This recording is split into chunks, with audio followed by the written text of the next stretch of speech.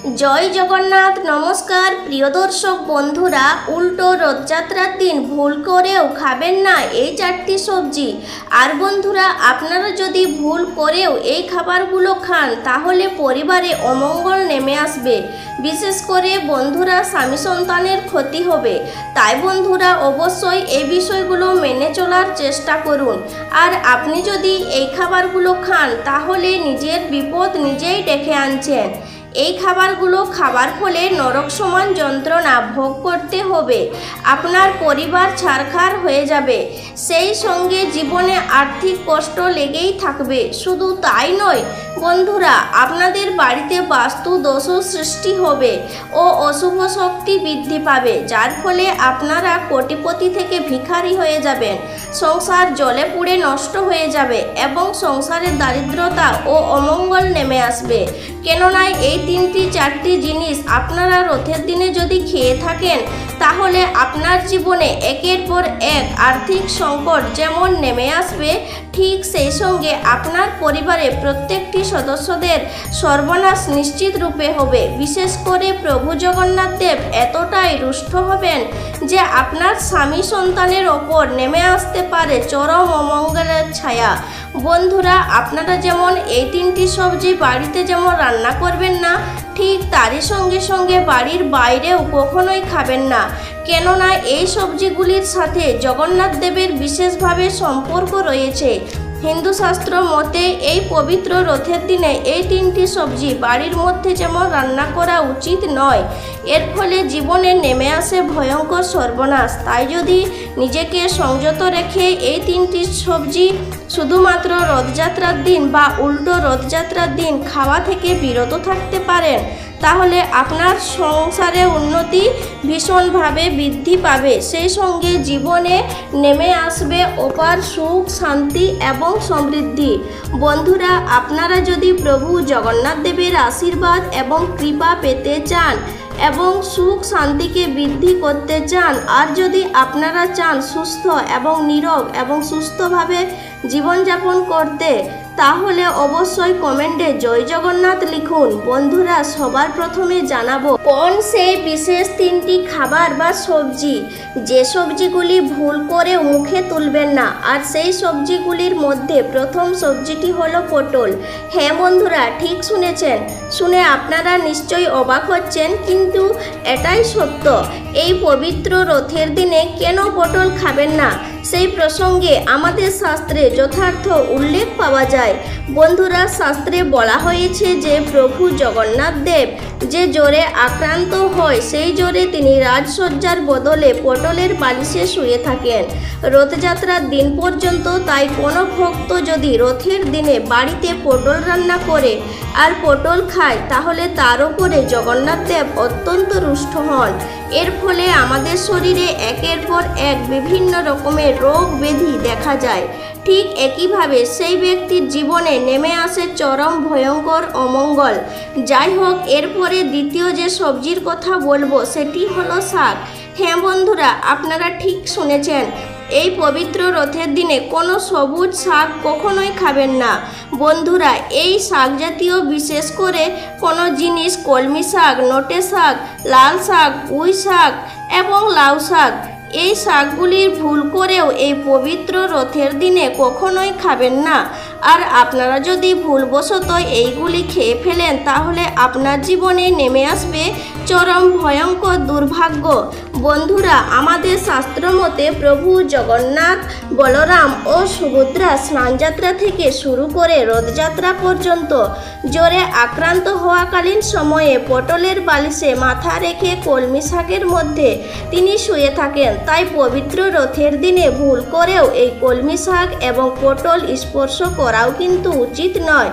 বন্ধুরা, এর ফলে প্রভু জগন্নাথ দেব আপনাকে অশেষ কৃপা করবেন। এরপর বন্ধুরা বলবো তৃতীয় জিনিসটির কথা। তেতো জিনিস যেমন উচ্ছে, করলা, ভুল করেও কিন্তু এই উল্টো রথের দিনে উচ্ছে বা করলা ভুল করেও খাবেন না। কারণ বন্ধুরা, আমরা প্রত্যেকেই জানি প্রভু জগন্নাথ দেবের যে কাঠামোটি, সেই কাঠামোটি নিম গাছ দিয়ে তৈরি করা হয়। তাই রথের দিনে নিম পাতা তো একেবারেই খাওয়া যাবে না। ঠিক তার সাথে সাথে কোনো তেতো জাতীয় জিনিস খাওয়া থেকে যদি নিজেকে বিরত রাখতে পারেন, তাহলে আপনার এবং আপনার পরিবারে অবশ্যই মঙ্গল হবে। কিন্তু বন্ধুরা, এই জিনিসগুলির থেকেও বড় কথা হলো, উল্টো রথের দিনে খুবই গুরুত্বপূর্ণ যে খাবারটি একদমই খাওয়া উচিত নয়, কোনো সামুদ্রিক জিনিসপত্র। বন্ধুরা, শাস্ত্রমতে মনে করা হয় এই দিন কিন্তু নিরামিষ খাওয়া অতি অবশ্যই প্রয়োজন। কিন্তু আমরা অনেক সময় এই আমিষ জাতীয় খাবার খেয়ে থাকি আর মাছ মাংস ভক্ষণ করে থাকি। কিন্তু বন্ধুরা, এই উল্টো রথের দিনে সামুদ্রিক কোনো বস্তু যে সকল রয়েছে, সেই সকল খাবার আপনারা ভুল করেও খাবেন না।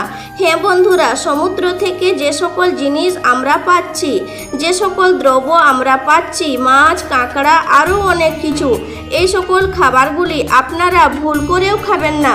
কারণ জগন্নাথ দেবের মূর্তি তৈরি নিম কাষ্ঠ বা দারুব্রহ্ম কাষ্ঠ সমুদ্র দিয়েই ভেসে এসেছিল এবং সমুদ্র পাশেই প্রভু জগন্নাথ দেবের অবস্থান করছেন। প্রভু জগন্নাথ দেব জগতের নাথ, সেই সাথে আরও বলা হয় পুরীর রক্ষাকর্তা। তাই তিনি যখন রক্ষাকর্তা এবং তিনি জলেরও কর্তা। বন্ধুরা, আপনারা অত্যন্ত একটা দিন আমিষ আহার বা সমুদ্রের জিনিস খাওয়া থেকে বিরত থাকুন। আমি আশা করব প্রভু জগন্নাথ দেবের আশীর্বাদে ও কৃপা খুব ভালোভাবেই পাবেন। বন্ধুরা, এই 3-4টে জিনিস ভুল করেও এই উল্টো রথের দিনে কখনোই খাবেন না। আর এই জিনিসগুলির প্রথমত হচ্ছে পটল, দ্বিতীয়ত হচ্ছে শাক জাতীয় জিনিস। আর সকল প্রকার শাক যদি আপনারা না মানতে পারেন, অত্যন্ত পক্ষে কলমি শাক আপনারা এই দিনে খাবেন না। তৃতীয় হচ্ছে তেতো জাতীয় যে কোনো জিনিস এবং চতুর্থ হলো দারুব্রহ্ম কাষ্ঠ, সমুদ্র দিয়েই এসেছিল। এবং নেশা জাতীয় দ্রব্য ভুলেও খাবেন না। আপনারা যদি এই উল্টো রথের দিন নিরামিষ খেতে পারেন, তবে সেদিন অত্যন্ত খুবই ভালো। বন্ধুরা, আমাদের মধ্যে অনেকেই এই উল্টো রথযাত্রার দিনটি পালন করি, আবার অনেকেই পালন করে না। কিন্তু বন্ধুরা, এই উল্টো রথের দিন পালন করুন বা না করুন, অত্যন্ত পক্ষে এই 3-4টি খাবার থেকে নিজেকে অবশ্যই বিরত রাখুন, নতুবা আপনার পরিবারে ছারখার হয়ে যাবে। আপনি কোটিপতি থেকে ভিখারি হয়ে যাবেন। সংসারে দারিদ্রতা এবং অমঙ্গল নেমে আসবে। সেই সঙ্গে আপনার সংসার জ্বলে পুড়ে নষ্ট হয়ে যাবে এবং ভয়ঙ্কর দারিদ্রতার সম্মুখীন হতে হবে। তাই দয়া করে এই 3 থেকে 4টি সবজি বা খাবার নিজেকে খাবার থেকে বিরত রাখুন। আর আপনারা যদি এই সমস্ত খাবারগুলি খাদ্য হিসাবে গ্রহণ করেন, তাহলে আপনার উপর এবং আপনার পরিবারের উপর প্রভু জগন্নাথ দেব অত্যন্ত রুষ্ট হবে এবং আপনাকে কেউ রক্ষা করতে পারবে না। তাই বন্ধুরা, আপনারা যদি রাস্তার ভিখারি হতে না চান, তাহলে অতি অবশ্যই এই খাদ্যগুলি কখনোই খাবেন না। এছাড়া আপনারা যদি সৌভাগ্যের অধিকারী হতে চান, তাহলে এই রথের দিনে সন্ধেবেলায় প্রভু জগন্নাথ দেবের মূর্তির সামনে আরাধনা করুন। আপনার পরিবারের এবং বাড়িতে যদি প্রভু জগন্নাথ দেবের কোনো মূর্তি বা ছবি থাকে বা না থাকে, তাহলে ভগবান স্বয়ং শ্রীকৃষ্ণের পূজা এবং আরাধনা করুন এবং সেই সঙ্গে নিবেদন করুন সাদা বাতাসা, মিষ্টি এবং তুলসী পাতা। বন্ধুরা, তাহলে আপনারা প্রভু জগন্নাথ দেবের কৃপায় অশেষ ধনবান হয়ে উঠবেন। প্রভু জগন্নাথ দেবের আশীর্বাদে সুখ শান্তি সমৃদ্ধি দিনে দিনে বৃদ্ধি পাবে এবং আপনি এবং আপনার পরিবার সর্বদা সুখ শান্তিতে বজায় থাকবে। আশা করি দর্শক বন্ধুরা, ভিডিওটি আপনাদের ভালো লেগেছে। জয় জগন্নাথ। ঈশ্বর আপনার মঙ্গল করুন।